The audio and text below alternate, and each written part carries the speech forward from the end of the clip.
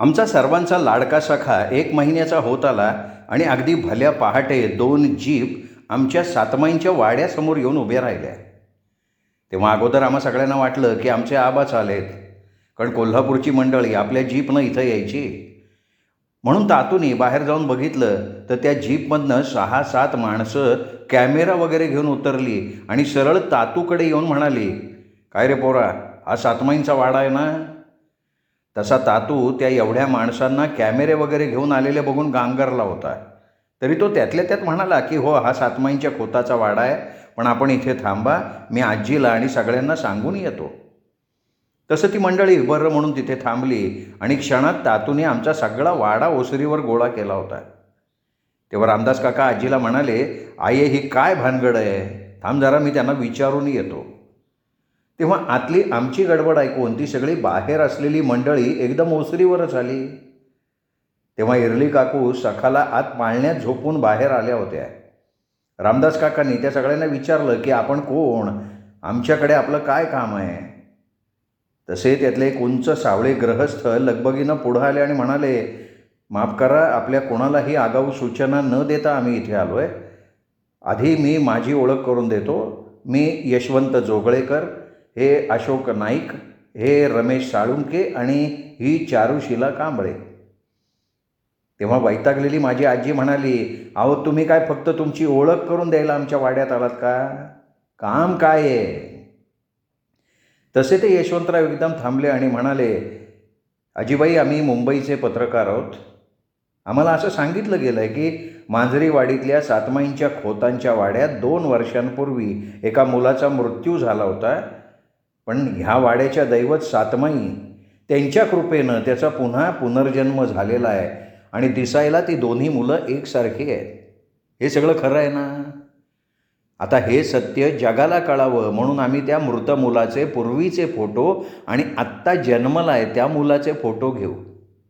तुम्ही हे कसं घडलं आणि ह्या पुनर्जन्माबद्दल आम्हाला सगळी माहिती सांगा. अशानं जगाला तुमच्या सातमाईंची ओळख होईल, तुमच्या मांजरीवाडी ह्या गावाचं महत्त्व वाढेल. आम्ही कृपया त्या मुलाला बघू शकतो का?" हे ऐकून माझी आजी एकदम रागानं म्हणाली, "अहो, हे सगळं कुंभांड तुम्हाला कुणी सांगितलं? हे बघा, तसं इथं काहीही घडलेलं नाही आहे, आपण जाऊ शकता." तरी ते यशवंतराव आजीजवळ सरकून म्हणाले, "हे बघा आजीबाई, या अशा अद्भुत घटना जगापासून लपवून ठेवण्यात काही अर्थ नाही आहे. अहो, जगापुढे अशा घटना यायलाच पाहिजेत. अशानं आधुनिकतेकडे झुकणाऱ्या जगाला हे कळायला हवं की असंही घडू शकतं. अशाने तुमचा वाडा, तुम्ही सगळेजण आणि तुमच्या सातमाई प्रसिद्धीच्या झोतात याल. लोक सातमाईंचं दर्शन घेतील, ते त्या मुलाचंही दर्शन घेतील. तुम्हा सगळ्यांना अलोट प्रसिद्धी मिळेल. अहो, लेखक या सगळ्यावर कादंबरी लिहितील आणि कदाचित एखाद्या चित्रपटात हा चमत्कार दाखवला जाईल आणि त्याबद्दल आपल्याला फायदाच होईल." तशी माझी आजी एकदम संतापली आणि ओरडली, "हे बघा, इथे असं काही घडलेलं नाही आहे की कुणी असं काही इथे जन्मालाही आलेलं नाही आहे. बघा, ही वाड्यातली पोरं आहेत. यात कुणी लहान आहे का? जसं सातमाई आमच्या दैवत आहेत, तशा अंबाई, म्हाळसाईसुद्धा आमच्या दैवत आहेत. हे बघा, आम्हाला त्रास देण्यासाठी कुणीतरी चुकीची माहिती तुम्हाला दिली आहे आणि त्या चुकीच्या माहितीच्या आधारे आपण सगळेजण माझ्या वाड्यात घुसलात, आम्हाला मनस्ताप देताय. याबद्दल मी तुमच्या विरुद्ध फिर्याद करू शकते. 10 मिनिटाच्या आत इथनं निघायचं आहे." आमच्या आजीचं हे सडेतोड बोलणं ऐकून ते सगळे वार्ताहर एवढंसं तोंड करून निघून गेले होते. आमच्या आजीनं त्या मुंबईच्या वार्ताहरांपुढे आमच्या इरली काकूंना आणि सखाला आणलं नव्हतं, किंवा त्या एवढ्या लांबून आलेल्या पत्रकारांना तिने आत्याला सांगून 1 कप चहासुद्धा दिला नव्हता, कारण माझ्या चांगल्या आजीला आमचा आणि आमच्या सातमाईंवरच्या श्रद्धेचा असा जगापुढे बाजार मांडायचा नव्हता. माझी आजी योग्य तेच वागली होती. ते वार्ताहर गेल्यानंतर आत्या म्हणाली की "आये, आता आपल्या सखाबद्दल मुंबईच्या वार्ताहरांना कोणी सांगितलं असावं? त्या लंगड्या किन्नाचं हे काम नसेल ना, कारण त्याला अशा प्रसिद्धीची हौस फार आहे." ते ऐकून रामदास काका म्हणाले, "नाही अक्के, हे किन्नाचं काम नसणार. अगं, आपण आजूबाजूच्या गावातनं काही ओळखीच्या लोकांना बोलवलं होतं ना बारशाला. त्यांनी आपल्या मुंबईच्या कोणा ओळखीच्या लोकांना सातमाईंबद्दल आणि सखाबद्दल सांगितलं असेल. आणि नेहमी नवीन नवीन बातम्यांच्या शोधात असणारी ही मंडळी इथपर्यंत पोचली असणार. यात त्यांचीच काही चूक नाही, त्यांचा व्यवसायच तो आहे. तेवढ्यात गुरुजी आजींना म्हणाले, आजीबाई, मला आपला फार अभिमान वाटतोय. आपण आपल्या श्रद्धेमुळे इथे घडलेल्या अनेक घटना आपल्या वाड्याच्या दाराआड ठेवून दिलेल्या आहेत. तसंच मला समजतं की आपल्याला आपल्या सातमाईंचं तीर्थक्षेत्र करायचं नव्हतं आणि आपला तो निर्णय अगदी योग्य होता, कारण घरातलं दैवत घरात असतं. हे ऐकून आजी हसत म्हणाली, अहो गुरुजी, आपल्या घरातल्या गोष्टी उंबरठ्या आड ठेवाव्यात. जर त्या उंबरठ्यातनं बाहेर गेल्या तर त्या जगापुढे तमाशा ठरतात, तमाशा. आणि मी विशेष काही केलं नाही. माझ्या वाड्याच्या गोष्टी मी उंबरठ्या आडच ठेवल्या आणि तशा त्या कोणीही ठेवल्या असत्या म्हणा. आणि ते वार्ताहर प्रकरण तिथे संपलेलं होतं. दुसऱ्या दिवशी सकाळी आजीनं इरली काकूंना सखासह सातमाईंच्या पारावर नेऊन त्या दोघांची दृष्ट काढून ती वाड्यात आली, ओसरीवर बसली. त्यावेळी आमचा सगळा वाडा ओसरीवर बसला होता. यंदा आंब्याच्या जत्रेला सगळा गाव जाणार होता. आजी म्हणाली, रामदास, यंदा आंब्याच्या जत्रेला आराची बैलगाडी नाही आहे आणि रहीम मास्तर त्याची आईसुद्धा नाही आहे. तसंच इंदू, दाजी, अन्नी नाही, कांता नाही. त्यामुळे तुम्ही सगळेजण आंब्याच्या जत्रेला जा, मी येणार नाही. अरे, आता मला तो प्रवाससुद्धा झेपत नाही रे. तशा इरली काकू एकदम म्हणाल्या, आये, तू नाही आली तर मी सुद्धा जाणार नाही. आये, बघ, आता जे गेले त्यांची आठवण आपण अवश्य काढावी. पण तू आपल्या वाड्यात सगळ्यांची आई आहेस, पोरांची आजी आहेस. तेव्हा तू आंब्याच्या जत्रेला न येता आमच्या सगळ्यांच्या आनंदावर विरजण का घालणार आहेस? तेव्हा आजी काही बोलणार तेव्हाच आमचे नागो काका एकदम म्हणाले, अंबे, राणी आणि परसूचं लग्न होणार आहे, ते तू कर. ते सगळं योग्यच असेल. हे असं विचित्र ऐकताच आमचा सगळा वाडा अगदी स्तब्ध झाला होता. काय बोलावं कोणाला कळत नव्हतं. जो तो एकमेकांच्या तोंडाकडे बघत राहिला होता आणि आजी तर गप्प झाली. परंतु आमचे शिवा काकाच एकदम म्हणाले, अरे नागो, हे काय भलतंच बोलतायत सातमाई.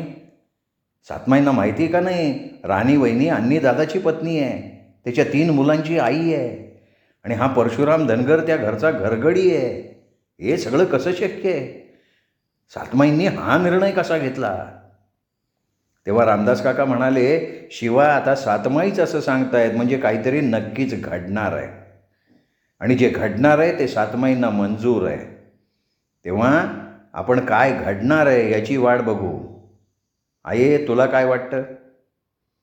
आजी शांतपणे म्हणाली, सातमाईंच्या ह्या सांगण्याला काहीतरी अर्थ आहे, पण तुम्ही सगळ्यांनी एक लक्षात ठेवा की ही गोष्ट बाहेर कुठे जाता कामा नये. आजी हे म्हणतच होती आणि तेव्हा परसूदादा, राणी काकू आपल्या 3 मुलांसह एकदम वाड्यात आले. आम्ही सगळेजण त्यांच्याकडे आवासून बघत राहिलो होतो. आत्ताच आमच्या सातमाईंनी राणी काकू आणि परसूदादाच्या लग्नाचा सांगावा दिला आणि हे दोघं वाड्यात दत्त म्हणून हजर झाले. हा फार मोठा योगायोग होता. आम्ही सर्वजण त्यांच्याकडे बघत असताना आमच्या राणी काकू आणि परसूदादा आजीच्या पाया पडले. राणी काकू शांतपणे म्हणाली, आये, रात्री सातमाई माझ्या स्वप्नात आल्या आणि म्हणाल्या, राणी, जा माझ्या आंबेकडे, तिला सगळं सांग, ती सगळं ठीक करेल. मी तसा सांगावा तिला देते. त्यामुळे आये, आता मला सगळं काही स्पष्ट सांगायचं आहे. तेव्हा तुम्ही सगळेजण सातमाईंच्या पारावर चला, मी त्यांच्यासमोर सगळं सांगणार आहे. आणि नंतर राणी काकू गुरुजींकडे बघत म्हणाल्या, गुरुजी, तुम्ही माझ्या वाड्याचेच आहात, तेव्हा तुम्हीसुद्धा चला सातमाईंच्या पाराकडे. आज मला आणि ह्या परसूला सगळ्या गोष्टींचा सोक्ष मोक्ष लावायचा आहे. तसं आम्ही सगळ्यांनी परसूकडे बघितलं. परसूदादानं शंकर आणि वामनला आपल्या छातीशी घट्ट कवटाळून खाली मान घालून तो बिचारा उभा होता. तर लक्ष्मणाला राणी काकूंनी घेतलं होतं. तेव्हा आम्हा सर्वांना एकदम ते सातमाईंचं बोलणं आठवलं आणि त्या दोघांना असं एकत्र बघणं एकदम विचित्र आणि कसं तरीच वाटलं. तर आजीला ती रात्र आठवली. त्यावेळी ती हलकेच आनंदीला म्हणाली होती की दाजीच्या घरी सगळे ठेंगणे असताना राणीची तिन्ही पोरं मात्र एक गोरा रंग सोडला तर परसूसारखी लांब रुंद झाली आहे. ते ऐकून त्यावेळी आनंदी आत्या म्हणाली होती की आये, अगं ती तिन्ही आपल्या आजोळावर गेलेली असावीत. त्यावेळी त्या विचाराने आजीला कसं तरी वाटलं होतं की आपण कसला विचार करतोय हा. अशानं इंदूच्या नाचुनेवर अविश्वास दाखवण्यासारखं आहे.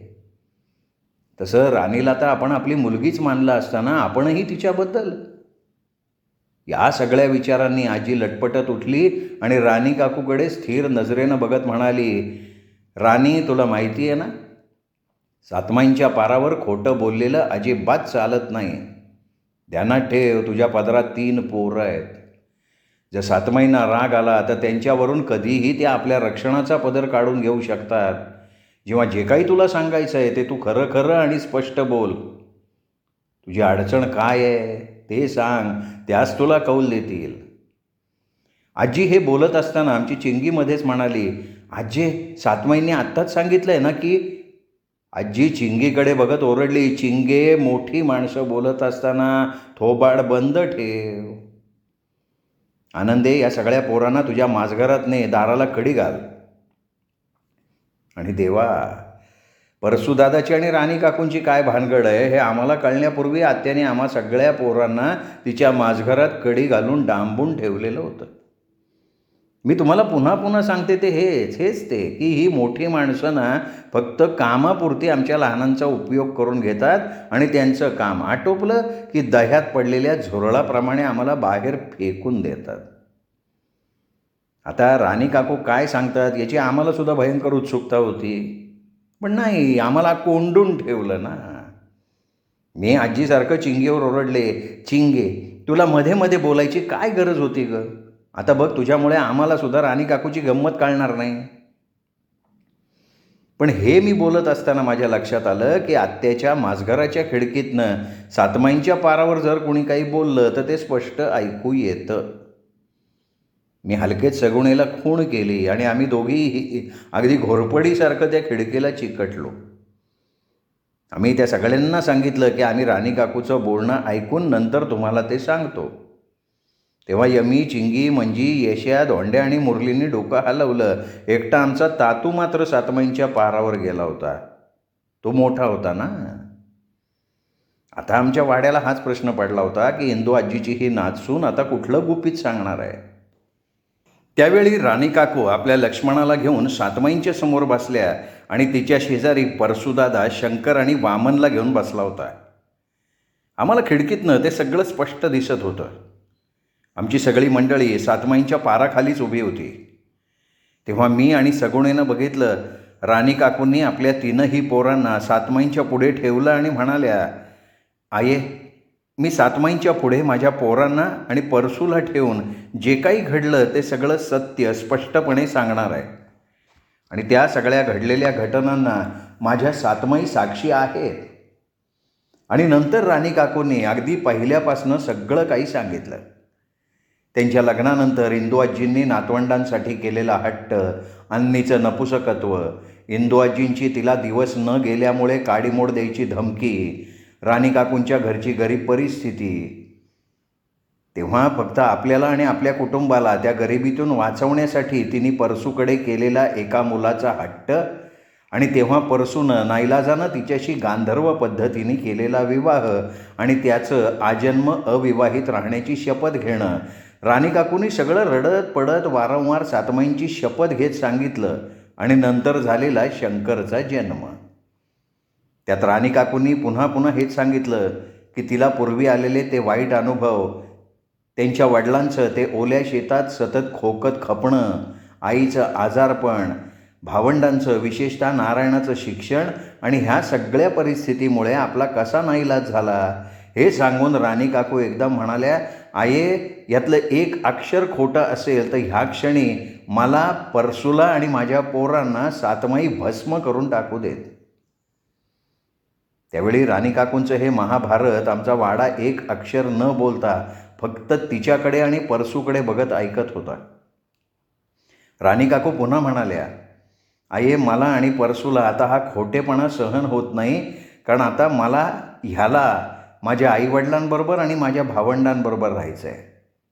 मला तुम्हा सर्वांसमोर आणि सातमाईंसमोर ह्या परसूला एका वडिलाचा अधिकार द्यायचा आहे. म्हणून आये, तू मला आपली पोरगी मानलीस तर माझं आणि परसूचं लग्न करून आमच्या पोरांना त्यांचे आईबाप परत द्या. आये, मी हा निर्णय का घेतला तर उद्या ही माझी पोरं मोठी झाली की त्यांच्यासमोर त्यांच्या बापानं केवळ एक घरगडी म्हणून राहावं आणि पोरांनी त्याच्याकडे त्या दृष्टीनं बघावं हे मला सहन नाही होणार आणि म्हणून मी हा निर्णय घेतला. एवढं बोलून राणी काकू क्षणभर दम घेत शांत राहिल्या आणि म्हणाल्या, आये, आनंदी आक्के, रामदास, शिवादादा तसंच सातमाईंचा वाडा आमच्या पाठीशी उभा राहिला तर गाव आणि माझ्या घरची मंडळी आमच्या या विवाहाला विरोध करणार नाहीत. राणी काकू पटकन उठल्या, आजीच्या पाया पडत मोठ्यानं रडत म्हणाल्या, आये, सातमाईंची शपथ, मी पाप केलेलं नाही. हा सगळा दोष फक्त माझ्या गरिबीचा आणि आजीच्या नातवंडांच्या हट्टाचा परिणाम आहे. या परसूनं रितसर माझ्या गळ्यात त्याच्या नावाचं मंगळसूत्र बांधून, माझ्या कपाळाला कुंकू लावून, माझ्या हातात हिरव्या बांगड्या भरून माझ्याशी लग्न केल्यानंतर हा शंकर झाला आहे. आता आजी, काय तो निर्णय तू घे. तेव्हा माझी वृद्ध आजी थरथरत पुढे आली आणि राणी काकूंच्या तोंडावर जोराची चपराक मारून ओरडली, राणी, हे जर सगळं खरं असेल तर शंकर नंतर हा वामन का झाला आणि वामन नंतर लक्ष्मण का? अगं, ही सगळी वासनाच आहे ना. तुम्ही दोघांनी मिळून तर माझ्या अन्नीला. तेव्हा राणी काकू आणि परसू एकदम सातमाईंच्या पारावर आपली डोकं आपटत नाही नाही असं म्हणाला आणि परसू दादा पहिल्यांदा आजीचे पाय धरून रडत म्हणाला, आये, अहो, महा अण्णाला मी या हाताने वाढवला ना. तो महा लहान भाऊ होता आणि त्या भोळा जीवानं आमासनी यो समजा दिला. आत्ता अन्य असता तर म्या माही पोरं त्याच्याच नावानं वाढवली असती. पण आता तो नाही. तेव्हा मना आता महा संसार, माझी बायको आणि ही पोरं पाहिजेत म्हणून छान आम्ही हात आलो. आणि यो समजा सातमाईसनी माहिती आहे आजी. राणी काकू मध्येच रडत म्हणाल्या, आये, मी खरं सांगते, हा शंकर झाल्यावर मी आणि परसू एक आईवडील, एक पतीपत्नी या नात्यानं एकमेकांच्या जवळ आलो आणि नंतर एका पतीपत्नीमध्ये जे घडतं ते आमच्यात घडत गेलं. मी परसूला आणि परसू मला दूर ठेवू शकत नव्हतो.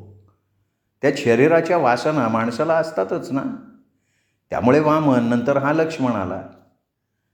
प्रथम काही करताना मन घाबरतं, नंतर सवयीनं त्याचं काही वाटत नाही. तेच आमच्या बाबतीत घडलं. मी परसूवर प्रेम करते, मी त्याला माझ्यापासून दूर नाही ठेवू शकत. आये, जर अन्नी आत्ता असता तर पवारांच्या घराण्याला त्याच्या आबरूला धक्का लावू नये म्हणून मी परसूची पोरं अन्नीच्या नावावर वाढवली असती आणि परसू नेहमी पवारांचा घरगडीच असता.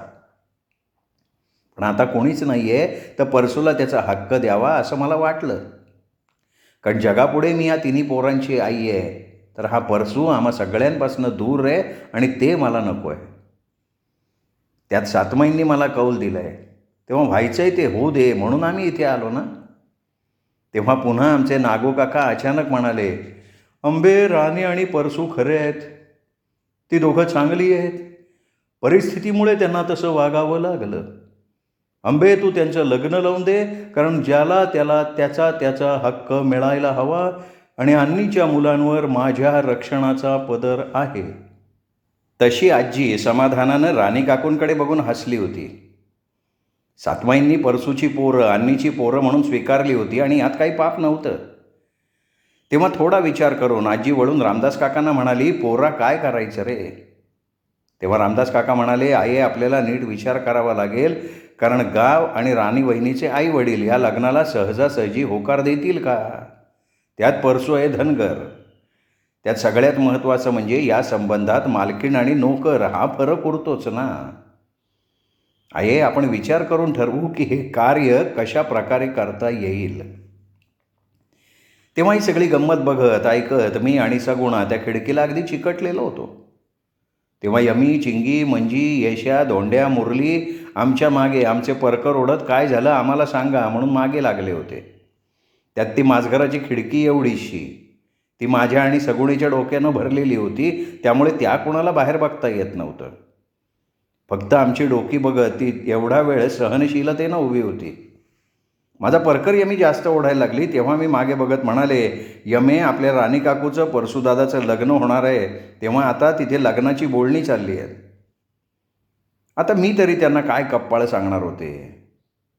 राणी काकूंची मुलं परसूदादाची आहेत हे कसं शक्य होतं.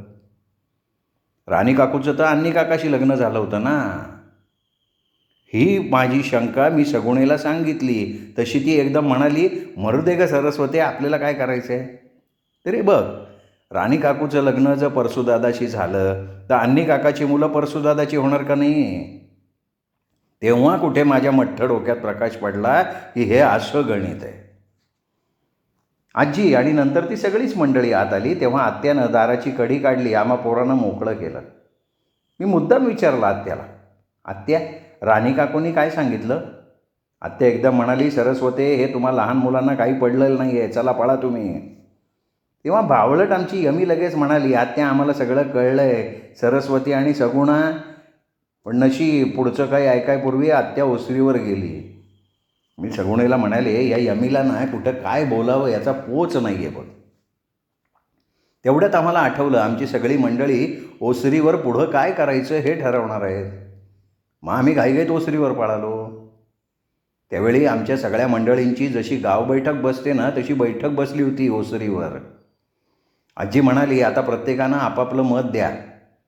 आणि रामदास काकांजवळ बसलेल्या तातूला म्हणाली, तातू, ह्या बैठकीत तू बसायचं नाही, तू मागे जाऊन बस. तातू मागे येऊन बसला तेव्हा आम्ही पोरं त्याला फेस करून हसलो. आजीने रामदास काकांना विचारलं, रामदासा, तुझं काय मत आहे. रामदास काका म्हणाले, आहे, हे जर सगळं सातमाईंना मंजूर आहे आणि त्यांची इच्छा आहे की तू राणी वहिनीचं आणि परसूचं लग्न करावंस तर तसं आपण करायला पाहिजे. आजीने एरली काकूंकडे बघितलं. तशा त्या सखाला पदराआड घेऊन म्हणाल्या, आये, माझं मत विचारशील तर हे सगळं काही आमच्या इंदू आयेमुळे घडलं आहे. खरं तर त्यांना अन्नीचं अपंगत्व माहिती होतं.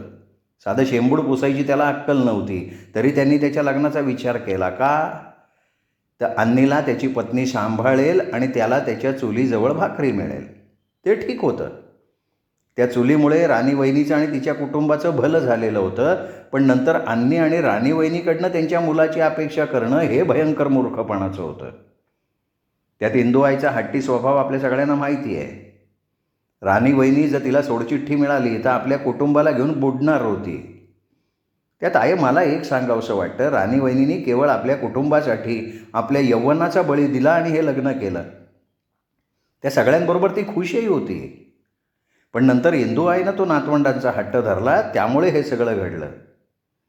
त्यात परसू आणि राणी वहिनी आपापल्या परीनं योग्य होते. तेव्हा आता तरी त्यांना सातमाईंच्या म्हणण्याप्रमाणे सुखानं संसार करू द्यावा ह्या मताची मी आहे. त्यावेळी आमच्या वाड्यातल्या सगळ्यांनी आपलं मत इरली काकूंसारखं दिलं. तेव्हा गुरुजींनी त्यांचं मत विचारलं आणि त्यांनी ते सांगितलं. ते राणी काकू परसूदादाकडे बघत म्हणाले, आजीबाई, मला वाटतं परशुरावांनी राणी मुलीशी ज्या गांधर्व पद्धतीने विवाह केला त्या विवाहाला हिंदू धर्मशास्त्रात मान्यता आहे. आणि अशा विवाहानंतर मुलं झाली तर त्यांना आपल्या वडिलांचं नाव मिळणं योग्य आहे. आता अन्नीराव नाही आहे तर माझ्या मते एका कुटुंबाला एकत्र ठेवणं कधीही योग्यच आहे. त्यात परशुरावांची आणि राणीची मुलं लहान आहेत. उद्या ती मोठी झाल्यावर त्यांनी परशुरावांकडेच म्हणजे आपल्या वडिलांकडे वेगळ्या नजरेनं बघायला नको. कारण वडिलांची माया लहानपणापासून मिळाली तर मुलं मोठेपणी त्यांच्या वडिलकीचा मान राखतात. त्यात सातमाईंनी या विवाहाला संमती दिली आहे. तर आजीबाई, मला असं वाटतं की आपण ह्या दोघांचा विवाह करावा, हे माझं प्रामाणिक मत आहे. एवढं लांब लचक भाषण देऊन गुरुजींनी थकून आपल्या खिशातली अर्धी विडी काढली. तसं आजीने त्यांच्याकडे दुर्लक्ष करून ती आनंदी आत्याकडे आणि सगळ्यांकडे बघत म्हणाली, मला तुम्हा सगळ्यांचं म्हणणं पटतं आहे. कारण कोणीही आपल्या डोक्यावरची सावली आपल्या डोक्यावर ठेवण्यासाठी आमच्या राणीसारखं वागलं असतं. परसूला मी लहानपणापासून ओळखते. तो फार चांगल्या अंतःकरणाचा मुलगा आहे. तो त्यावेळी आपल्या मनाविरुद्ध पण कोणी सज्जन तरुण वागेल तसा वागला. कारण गरिबीचे चटके काय असतात हे त्याला माहिती आहे. आणि एक गरीब दुसऱ्या गरीबाला मदत करतो आणि तेच परसूनं केलं. आणि नंतर आजी राणी काकूंना आणि परसूदादाला घेऊन पुन्हा सातमाईंच्या पारावर गेली. त्या दोघांना तिने अगदी नाक घासून सातमाईंची क्षमा मागायला सांगितली आणि नंतर समाधानानं ती वाड्यात आली. तसं पाहता माझी आजी फार निग्रही स्वभावाची होती. तिने सखाच्या बारशाला सगळ्यांना पानं मांडली होती, पण आराकाकांच्या कुटुंबाच्या नाशाला कारणीभूत झालेल्या आमच्या रहीम मास्तरांना आणि त्यांच्या आईला पान ठेवलेलं नव्हतं. तसे रहीम मास्तर आमच्या वाड्याच्या अगदी जवळचे होते, तरीसुद्धा नाही. तिने रुहीला आपली मुलगी मानलं होतं. केवळ त्या नात्यानं मुंगळ्या, धर्म्या आणि त्या सगळ्यांना पानं मांडली होती. अशी ही माझी आजी आता सातमाईंच्या सांगण्यावरनं हिंदू राणीचं आणि धनगर परसूचं लग्न करायला पुढे सरसावली होती.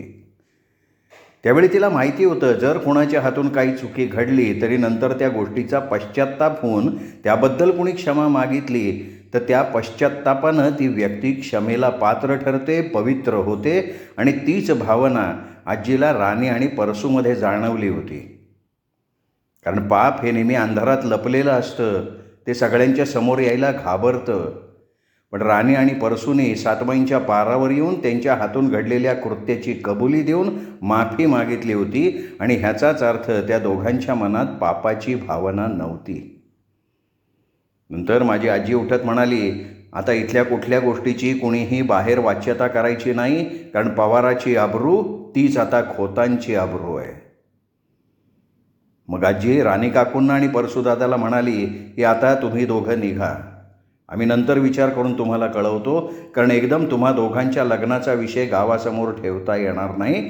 त्यासाठी वेगळ्या पद्धतीने तो गावाला पटेल अशा पद्धतीने तो मांडायला लागेल. तेव्हा राणी काकू, परसूदादा आजीच्या आणि गुरुजींच्या पाया पडून पुन्हा सातमाईंच्या पारावर जाऊन नंतर आपल्या पोरांसह आपल्या वाड्याकडे गेले.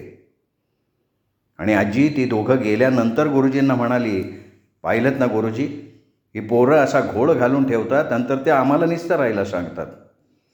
पण गुरुजी, मला एका गोष्टीचं समाधान आहे, आमचे दाजी आणि इंदू आपल्या शंकर आणि वामनला अन्नीचीच पोरं समजून फार समाधानानं गेली. तेव्हाच रामदास काका म्हणाले, आहे मला माहिती आहे, राणी वहिनी आणि परसू यांच्या लग्नाला गाव विरोध होणार. आपण हे लग्न जुळवायचं कसं? आजी शांतपणे म्हणाली, रामदासा, मी ते सगळं सांभाळून घेईन. आणि नंतर ती माझ्या बाबांशी, काकांशी बराच वेळ बोलत राहिली होती. नंतर तिने तातूला हाक मारून सांगितलं की तातू, उद्या तू आणि मुरली घरोघरी जायचं, मी 11 वाजता गाव बैठक बोलवली आहे असं सांगायचं. तसंच तू आत्ता राणीच्या वाड्याकडे जा, परसूला सांग की आत्ता जाऊन राणीच्या कुटुंबाला वाड्यात घेऊन ये आणि उद्या इथे गाव बैठक बसणार आहे, तेव्हा त्या सगळ्यांना घेऊन इथे ये. तेव्हा तातू बरं म्हणून लगेच राणी काकूंच्या वाड्याकडे निघून गेला. आणि दुसऱ्याच दिवशी बरोबर 11 वाजता आमच्या ओसरीवर गाव बैठक बसली. तेव्हा कोणालाही समजेना की आजीने इतक्या तातडीनं ही गाव बैठक का बोलवली आहे. त्यावेळी नेहमी कुचापत्या करणाऱ्या किन्ना काकांना आणि गावकऱ्यांना सुद्धा या गाव बैठकीला राणी आणि तिचं कुटुंब आलेलं बघून आश्चर्यच वाटलं होतं. पण कुणी काही बोललं नाही. नंतर माझ्या आईने दिलेला गुळाचा चहा पिऊन गाव बैठकीला सुरुवात झाली. तेव्हा आत्याच्या मागे राणी काकू, तिची आई आणि भावंड उभी होती. तर राणी काकूचे वडील आणि परसू गाव बैठकीत बसले होते. त्यावेळी आजीने एकवार सगळेजण आले याची खात्री करून घेतली आणि ती मोठ्यांदा म्हणाली, गावकरी हो, मी अशी अचानक गाव बैठक बोलवली याचं तुम्हा सगळ्यांना आश्चर्य वाटलंच असणार आहे. पण आज सकाळी आमच्या नागोच्या तोंडून सातमाई जे काही बोलल्या त्यासाठी मला ही गाव बैठक बोलवावी लागली. जैता काका म्हणाले, अये सातमाई काय बोलल्या? त्या जे काही बोलल्या तसं होणारच आहे. आजी म्हणाली, सातमाई काय म्हणाल्या ते मी नंतर सांगेन, आत्ता मी अन्नी पवाराच्या कुटुंबाबद्दल बोलणार आहे. हे ऐकून तिथे हलकीशी कुजबूज झाली. राणीचे वडील एकदम धास्तावून म्हणाले, आजी काही घडलं आहे का? आजी म्हणाली, गावकरी हो, आपण नेहमी एकमेकांना सांभाळून घेतलं आहे. आमच्या सातमाईंच्या वाड्यात मंगीला सुनेचं स्थान मिळालं आहे. तसंच आराच्या, गौरीच्या आणि रहीम मास्तरांच्या लग्नाला शेवटी गावानं संमती देऊन त्यांचं लग्न केलं. पण आराच्या रागामुळे तिथे हत्याकांड घडलं. तसंच या रामाच्या हट्टामुळे आपण त्याच्या आणि तमासगिरणीच्या लग्नालाही तयार झालो. माझ्या आजीनं अक्कल हुशारीनं हा सगळ्यांच्या लग्नाचा विषय तिथे काढला होता. तेव्हाच आपल्या नेहमीच्या सवयीप्रमाणे किन्ना काका खवचटपणे म्हणाले, आहे आता नागोच्या, रामाच्या, गौरीच्या लग्नाचा विषय फार जुनं झालं आहे, ते ह्या गावबैठकीचं कारण आहे का? आजी लगेच म्हणाली, आता गावकरी आपल्या मांजरीवाडीत प्रत्येकाच्या चुलीसमोर त्यांची एकच बायको असते, तरी ह्या किन्नानं दुमीनंतर तिच्या बहिणीला गंगीला तिची सवत म्हणून आपल्या चुलीजवळ जागा दिली. हे खरं तर फार गैर आहे. तरी गावाने मोठ्या मनानं दुमीबरोबर गंगीला आपली सून मानलं. ते सगळं गैर असलं तरी सुद्धा आपलं बोलणं आपल्यावर छेकलेलं बघून किन्ना काका गप्पच झाले. अशा प्रकारे आजीनी तो विषय नीट हाताळला आणि मग ती सगळ्यांकडे बघत म्हणाली, मी इथे लग्न करून खोताच्या वाड्यात आले तेव्हा इंदू आणि कांता इथे लग्न करून आलेल्या होत्या. आम्हा तिघींची चांगली मैत्री होती. इंदूने आपल्या मृत्यूपूर्वी माझ्याकडनं वचन घेतलं होतं की मी आणि माझा वाडा परसूला, राणीला, अन्नीला आणि त्याच्या पोरांना नीट सांभाळेन. तेव्हा मी तसं वचन तिला दिलं होतं. पण नंतर दुर्दैवानं आमच्या अन्नीचं हे असं झालं. तरी नंतर इंदू सतत माझ्या स्वप्नात रडत येऊन म्हणायची, राणीची आणि तिच्या पोरांची मला काळजी वाटते आहे. तशी राणी वयानं फार लहान आहे, त्यात ती 3 पोरांची आई आहे. त्या दाजीच्या वाड्याचा पसारा तसा खूप मोठा आहे. आता तिच्या माहेरी तिचे आईवडील भावंडं असली तरी जनरीतीप्रमाणे मुलगी माहेरी जाऊन कायमची राहू शकते, पण आमच्या बाहेरच्यांना ती कायमचं आपल्या सासरी आणून ठेवू शकत नाही. राणी तरुण आहे, एकटी आहे आणि तिने उभं आयुष्य या परसूच्या आधारावर एकटीनं घालवावं हे मला मान्य नाही. तेव्हा राणीला विचारून मी एक निर्णय घेतला आहे. त्यापूर्वी मी तुम्हा सगळ्यांना सांगते, इंदूनंतर राणीला मी माझ्या आनंदीसारखी माझी मुलगी मानलं आहे. म्हणून एकाही या नात्यानं मी एक निर्णय घेतला आहे. ती राणीच्या वडिलांकडे बघत म्हणाली, त्याबद्दल आपलं काही म्हणणं आहे का?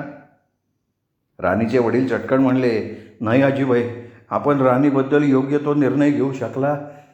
अहो, राणीनं इतक्या लहान वयात एकटीने 3 पोरांना घेऊन आयुष्याची वाटचाल करायची मला पण मान्य नाही ना ते.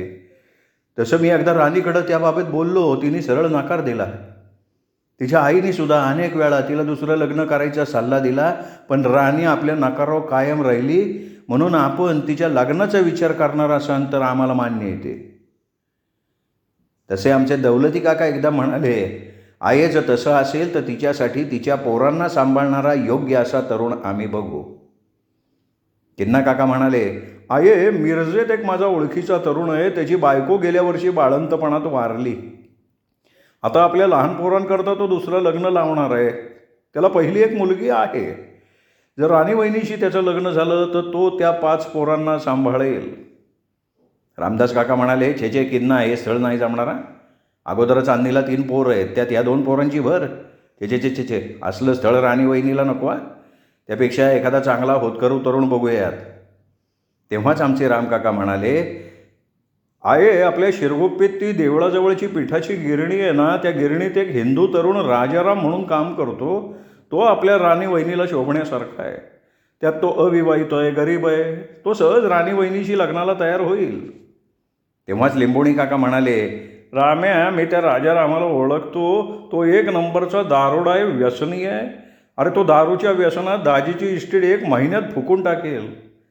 त्यापेक्षा मी उद्या आपलं शिवा भगताला एखादं चांगलं स्थळ बघायला सांगतो. तेव्हा तिथे सगळ्यांनी आपापल्या परीनं अनेक स्थळं सांगितली होती. माझी आजी आपल्या गालावर हात ठेवून ते सगळं ऐकत बसली होती. जो तो आपापल्या परीनं राणी काकूंना स्थळं सुचवायला लागला. एवढा वेळ हे सगळं बघत असलेली माझी आजी एकदम म्हणाली, आता तुम्ही जरा माझं बोलणं ऐकताय का? तेव्हा मी राणी काकूंकडे बघितलं. त्यांनी आपल्या हाताची मूठ घट्ट दाबून आत्याचा खांदा धरून त्या आजीकडे बघत होत्या. तर परसूदादा विलक्षण अस्वस्थ झालेले होते. त्यांच्या मांडीवर बसलेले शंकरला ते वारंवार कुरवाळत होते. इतक्यात आजी एकदम रामदास काका आणि शिवा काकांकडे बघत म्हणाली, आता माझ्या मताप्रमाणे राणीचं लग्न अशा तरुणाबरोबर व्हायला हवं, जो तिच्या 3 पोरांना बापाची माया देईल, सांभाळेल, राणीची सगळी इस्टेट पण सांभाळेल. जर राणीचं उद्या एखाद्या भलत्याच माणसाबरोबर लग्न झालं, उद्या तिला त्याच्यापासनं मूल झालं, तर तिथे आपोआप सावत्रपणा उभा राहील आणि पुढे दाजीच्या इस्टेटीकरता त्याच्या वाड्यात भांडणतंटे सुरू होतील आणि त्यामुळे हा परसूसुद्धा देशोधडीला लागेल. त्यामुळे या सगळ्या गोष्टींचा विचार करून सातमाईंनी दिलेल्या कौलाप्रमाणे हा निर्णय घेऊन आता तो मी तुम्हाला सांगते आहे. सगळ्यात आधी दाजी आणि इंदूला त्यांची अर्धी इस्टेट परसूला द्यायची होती, कारण ते त्याला आपला मोठा मुलगा मानायचे. पुढे अन्नीच्या मुलांनी इस्टेटीकरता परसूवर काही अन्याय करू नये म्हणून त्यांनी परसूला अर्धी इस्टेट द्यायचं ठरवलेलं होतं. या चांगल्या परसूनही नेहमी दाजी आणि इंदूला एका मोठ्या मुलासारखा आधार दिला होता. त्यांना, त्यांच्या वाड्याला, त्यांच्या शेतीवाडीला सांभाळलं. आणि आत्ताही तो राणीला, तिच्या पोरांना, सगळ्या वाड्याला एका बापाप्रमाणे सांभाळतोय. सगळ्यांनी परसूकडे पाहिलं होतं तर तो शंकरला कुरवाळत खाली मान घालून बसला होता. आजीने रामदास काका शिवा काकांकडे बघितलं तसं दोघांनी डोकं हलवून आजीला पुढं बोलायची खूण केली. तेव्हा आजीच पुढे म्हणाली, आता या परसूचं जाऊ दे, पण राणीच्या परिस्थितीचा विचार करून आपण तिचं लग्न करायचं ठरवलं तर कोणी तरुण दाजीच्या इस्टेटीकडे बघून लग्न करायला तयार होईल. पण हे असं लग्न झालं तर या शंकरला, वामनला, लक्ष्मणला, पुढे जर राणीला मूल झालं तर सावत्र बापाचा जाच त्या इस्टेटीसाठी होऊ शकतो. आणि अशी अनेक उदाहरणं आहेत. त्यामुळे मी एक सोप्पा उपाय शोधून काढला आहे आणि तो म्हणजे राणीचं आणि परसूचं लग्न लावायचं. आजी असं म्हणता क्षणी तिथे एकदम कुजबूज सुरू झाली. राणीचे वडीलसुद्धा आपल्या बायकोकडे बघून काहीतरी पुटपुटायला लागले. नंतर ते एकदम उठून म्हणाले, आजी मला मान्य नाही गे. परसू राणीच्या घरगडी आहे आणि एका घरगड्याशी राणीने लग्न करायचं. त्यात आम्ही राणीला तिच्या लहान वयामुळं आणि या 3 मुलांमुळं लग्नाला परवानगी दिली. ते काही एका गडी माणसाशी तिने लग्न करावं म्हणून नाही. आता आजी जोरात म्हणाली, तुम्ही कुठल्या घरगड्याची गोष्ट करताय हो? परसू हा अन्नीचा मोठा भाऊ म्हणून या दाजींच्या वाड्यात होता. तो दाजीच्या पंक्तीत जेवत होता. तो रक्तानी नसेल पण आपल्या मायेनं आणि इमानदारीनं तो एखाद्या चांगल्या मुलानं वागावं असंच वागत आलाय नेहमी. उलट राणीपेक्षा दाजीच्या घरात त्याला जास्त मान होता, अजूनही आहे. आमच्या प्रत्येक गाव बैठकीला तो दाजीबरोबर मुलाच्या नात्यानं येऊन बसायचा आणि त्या परसूला तुम्ही घरगडी म्हणताय? ज्याच्या अतोनात कष्टांवर दाजीचा वाडा चालतो, ज्यांनी दाजी, इंदू आणि अन्नीनंतर राणी आणि तिच्या पोरांना सांभाळलं. आताही बघा, हा शंकर तुमच्याजवळ न बसता एखाद्या बापाच्या मांडीवर बसावं तसा परसूजवळ बसलाय. मला सांगा, जे झाड घराला सावली देतं ते झाड का आपण तोडून टाकतो का? आणि राणीच्या वडिलांना एकदम आठवलं की हाच परसू दर आठवड्याला त्यांच्या घरी येऊन हे ते द्यायचा. त्यांचे नारायण, उषा, नली त्याला परसू दादा म्हणतात. खरं तर तो दाजीच्या घरा इतका त्यांच्या घराच्या जवळ होता. आणि जेव्हा राणीची आजी, सासू, सासरे, नवरा गेल्यानंतर हा परसूच राणीच्या मागे पहाडासारखा उभा राहिला होता. त्यांच्या घरानं त्याला कधी तो राणीचा गडी म्हणून बघितलं नव्हतं, तर तो अन्नीचा मोठा भाऊ, राणीचा मोठा दीर, हाच त्यांच्या घरात त्याच्याकडे बघण्याचा सगळ्यांचा दृष्टिकोन होता. काय हरकत आहे या खोताच्या आजीबाई म्हणतात तसं परसूचं आणि राणीचं लग्न करायला? आजीबाई म्हणतात तसं घरातली तुपाची बरणी घरात उघडी ठेवली तर ती सुरक्षित असते, पण तीच बरणी रस्त्यावर उघडी ठेवली तर कुत्री मांजरी त्या बरणीत तोंड घालतात. आणि दाजीच्या वाड्यात त्यांची राणी परसूच्या छत्राखाली एखाद्या तुपाच्या उघड्या मडकीसारखी पण सुरक्षित होती. या सगळ्या विचारांनी आपल्या पत्नीकडे बघत ते म्हणाले, राणीची आई, तुम्हाला काय वाटते? त्या एकदम म्हणाल्या, मला आजीचं म्हणणं पटतंय. परसू हा अन्नीचा गडी नाही, त्या घरचा मोठा मुलगा आहे. आपण सगळ्यांनी त्याच्याकडे त्या दृष्टीनं बघितलं होतं आणि परसूच्या छायेत राणी आणि अन्नीची पोरं सुरक्षित राहतील याची मला खात्री आहे. त्यामुळं त्यांचं लग्न व्हावं असं मला वाटतंय. राणीचे वडील खाली बसत म्हणाले, आजीबाई, माझी या लग्नाला हरकत नाही आहे. तेव्हाच किन्ना काका म्हणाले, आहे आता तू म्हणतेस ते सगळं ठीक आहे, पण राणी वहिनी हिंदू, परसू धनगर, हा विवाह कसा होऊ शकतो? इथे जातीयवाद येतो ना. आजीला नसत्या खोड्या काढणाऱ्या किन्ना काकांचा राग आला. ती रागानं म्हणाली, किन्ना, तू कसला जातीयवादाबद्दल बोलतो रे? अरे तो मुंगळ्या धनगर तुझा खास मित्र होता. त्याच्याबरोबर तू दारू प्यायचास, त्याच्याबरोबर जेवायचास. त्या मुंगळ्याला इथे बसायला अर्धी तुझी फूस होती. तेव्हा तुला नाही वाटलं की मुंगळ्या धनगर आहे, आपण हिंदू आहोत? तेव्हा तुला ते सगळं चाललं. तर परसूबद्दल तुला काहीही बोलायचा अधिकार नाही आहे. तुझ्यापेक्षा गावात त्याचं नाव चांगलं आहे, लक्षात ठेव. आजी रागानं पुन्हा काही किन्ना काकांना बोलून उगाच वाद नको म्हणून आमचे रामदास काकामध्ये म्हणाले, अरे किन्ना, आपण गौरीसाठी मुसलमान रहीम मास्तरला आपलं मानलं तर परसू आपल्या गावचा आहे. त्यात राणी वहिनीला परसू करता सातमाईंचा कौल आहे, तेव्हा तसं होईल. किन्ना काका एकदम म्हणाले, आता रामदास मला काही बोलायचं नाही, तसा परसू चांगला तरुण आहे, पण आहे आपण ज्यांच्या लग्नाचं ठरवतोय त्या दोघांना हे लग्न पसंत आहे का नाही हे तू विचारलंच नाही आहेस. तशी मान हलवत आजी म्हणाली, राणी पुढे ये. राणी, हा परसू तुला नवरा म्हणून पसंत आहे? त्याच्याशी लग्न झालं तर तुला चालेल? राणी काकू खाली मान घालून म्हणाल्या, आये, मी तुमच्या आणि सातमाईंच्या शब्दाबाहेर नाही. आजीनी नंतर परसूला सुद्धा तसं विचारलं.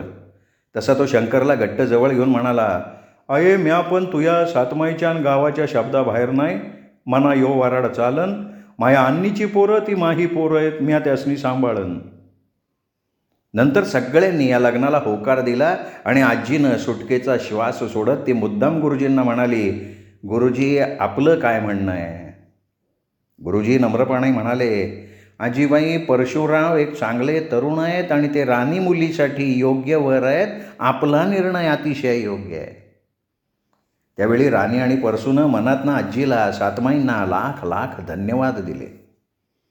माझ्या आजीनं कोणाचंही मन न दुखावता हा राणी काकू आणि परसूदादाचा नाजूक विषय अतिशय कौशल्यानं हाताळला होता, कारण दाजी पवाराच्या घराण्याची वट फार मोठी होती. नंतर आलेली मंडळी पुन्हा एकदा गुळाचा चहा, गुळपोळी खाऊन उठली. जाताना लिंबोणी काका म्हणाले, आये, आता सगळ्यात आधी राणी वहिनीच्या आणि परसूच्या नावानं शिवा भक्ताला वेताळाला पानं ठेवायला सांगतो आणि परसू त्याचा खर्च तू करायचा बरं का रे. परसू फक्त आनंदानं हसला. आजीला सदप्पा काका म्हणाले, अये, आता लगेच लग्नाच्या तयारीला लागू. राणी वहिनी तुमच्या खोताकडनं येईल आणि परसू माझ्या वाड्याकडनं येईल. आजी म्हणाली, ठीक आहे. तरीही राणीचं आणि परसूचं लग्न मी सातमाईंच्या पारावर करणार आणि गावजेवण मीच घालणार. लिंबोणी काका म्हणाले, मग आहे त्याचं लग्न शिवा भगत लावेल. आजी हसत म्हणाली, लेकरा, हे लग्न माणसाचं आहे, वेताळाचं आणि हाडळीचं नाही हो. त्या दोघांचं लग्न म्हाळसादेवीच्या मंदिराचा भटजी लावेल. तू फक्त परसूकडून बोकड मारून तुझ्या शिवा भक्ताला पानं ठेवून त्या बोकडाचं मटण आणि दारू प्यायला त्याला सांग. हे ऐकून सगळे हसले. ती गावबैठक संपून सर्वजण गेल्यावर राणी काकू आणि परसूदादा आजीचे पाय धरून ढसाढसा रडले. त्यावेळी आजीला उगाचच रहीम मास्तर आठवले. त्यांनी खरंच गौरीवर प्रेम केलं होतं. त्यांनी कधी आराच्या इस्टेटीचा विचारसुद्धा केला नव्हता. आजीला वाटलं रहीम मास्तरांनी मांजरीवाडीत यायलाच नको होतं, त्यांनी मुंबईतच राहायला हवं होतं. या सगळ्या विचारांनी तिने एक भला मोठा सुस्कारा सोडला. या सगळ्या प्रकरणानंतर अगदी 8च दिवसांनी राणी काकूचं परसूदादाचं साध्या पद्धतीनं शुभमंगल झालं. माझ्या आजीने गावजेवणाचा खर्च केला. आमचे परसूदादा, राणी काकू लग्नानंतर सातमाईंच्या पारावर बसून पुन्हा पुन्हा रडत राहिले होते. शेवटी आत्यानं त्यांना धरलं, वाड्यात आणलं. आमच्या आजीच्या ह्या उपकारांनी राणी काकू आणि परसूदादा आमच्या सातमाईंच्या वाड्याला कायमचे जोडले गेले, कारण आजीनं त्या दोघांचं गुपित सांभाळून त्या दोघांना गावापुढे पती पत्नी म्हणून मानानं उभं केलेलं होतं. परसूला आपली पत्नी मिळाली, मुलं मिळाली, तर त्याच्या मुलांना त्यांचे वडील मिळाले. राणीला आपलं प्रेम मिळालं, आपला पती मिळाला. खरोखर आमच्या चांगल्या परसूदादावर वेताळ प्रसन्न झाला होता. म्हणूनच म्हणतात, मनात कसलंही पाप न ठेवता किंवा कुठल्याही फळाची अपेक्षा न करता जो कोणी दुसऱ्याला मदत करतो त्याच्यावर देवाचा नेहमी वरदहस्त असतो. आमच्या परसूदादांनी राणीच्या कुटुंबाला आणि तिला दाजीच्या वाड्याचा भक्कम आधार दिला. त्यामुळे परसूलाही त्याची पत्नी आणि मुलं मिळाली. पुढे काही वर्षांनी राणी काकू परसूदादाच्या सांगण्यावरनं राणी काकूच्या वडिलांनी आपली दोन्ही दुकानं भाड्यानं दिली आणि ते सहकुटुंब राणी काकूच्या वाड्यावर राहायला आले. राणी काकूचा तो वाडा गजबजून गेला. आता राणी काकूचे आई वडील आपल्या नातवंडात रमून सक्तीची विश्रांती घ्यायला लागले. नंतर अनेक वेळा ते दोघं आमच्या वाड्यात येऊन आजी आणि गुरुजींशी, आत्याशी गप्पा मारून जेवून खाऊन जात होते. राणी काकूची भावंडं आता आमच्या शाळेत शिकतात. गुरुजी नारायणाच्या त्या पुस्तकातल्या किड्याच्या हुशारीवर फार प्रसन्न होते. आणि या सगळ्यांना परसूदादा आणि राणी काकू सांभाळत होते. आता दाजींच्या वाड्यात कशाची कमतरता नाही, तरी राणी काकू परसूदादा अनेक वेळा दाजी काकांच्या, अन्नी काकाच्या आणि इंदू आजीच्या आठवणींनी डोळे ओले करतात. परसूदादा दरवर्षी त्या सगळ्यांच्या नावानं पानं ठेवतो, गावजेवण घालतो. आता कधी कधी राणी काकूंच्या आई शंकर आणि वामण्याला घेऊन आमच्या सातमाईंच्या वाड्यावर आल्या की ते दोघं आमच्या सखाबरोबर खेळतात. एकेकाळी आमच्या वाड्यात राणी तुझ्या पोरांना खेळायला पाठवू नकोस, नाही तर आमच्या वाड्यातली पोरं त्याला कातळावर आपटतील, असं म्हणणारे आमच्या इरली काकू आता शंकर आणि वामनला आणायला रोज आमच्या तातूला राणी काकूच्या वाड्यावर पाठवतात आणि ते आल्यानंतर दोघांना गुळदाण्याचा लाडू देऊन त्यांना सखाबरोबर खेळायला सातमाईंच्या पारावर पाठवतात. आता दर दिवाळी दसऱ्याला भाऊबीजेला राणी काकू आमच्या वाड्यात मुलीच्या हक्कानं सहकुटुंब येऊन सगळेजण दिवाळी आमच्या वाड्यात साजरी करतात. राणी काकूच्या घरच्या मंडळींची आमच्या वाड्यात ये जा असते. राणी काकूचे आईवडील कधी आपल्या नातवंडांना घेऊन आमच्या वाड्यात आले की आजी आणि गुरुजींबरोबर त्यांच्या जुन्या गप्पांना उधाण येतं. त्यावेळी आत्या आपल्या चुलीवर काहीतरी गोडधोड शिजवते, त्या सगळ्यांना आग्रह करून खायला घालते. परसूदादा जावयाच्या हक्कानं आमच्या वाड्यात येऊन माझ्या बाबांच्या काकांच्या बरोबर जेवून पान खाऊन जातात. राणी काकूंच्या अशक्त आईनं आता चांगलं अंग धरलंय, आता त्या आजीजवळ बसून पान खायला शिकल्या.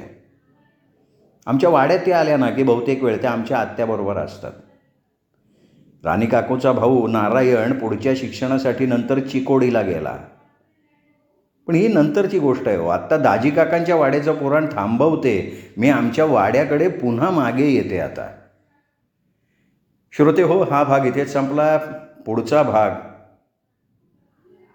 आमचा सातमाईंचा रिकामा वाडा ऐकूयात उद्या.